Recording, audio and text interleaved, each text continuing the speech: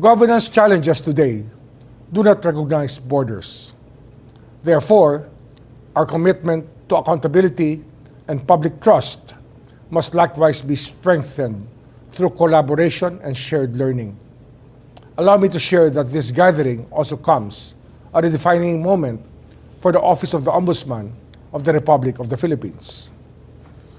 Today, our office stands at the forefront of addressing one of the most significant governance challenges confronting our country: the investigation of flood control infrastructure projects involving serious concerns on public accountability, transparency, and the protection of public resources. To date, the office has acted on a substantial number of complaints.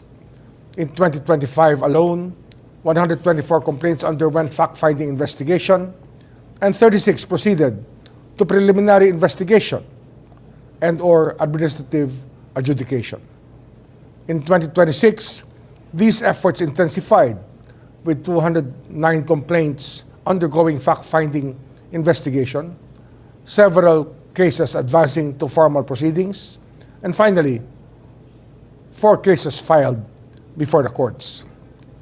But beyond these numbers is a deeper responsibility to strengthen public trust and demonstrate that accountability institutions can respond with independence, fairness, professionalism, and resolve.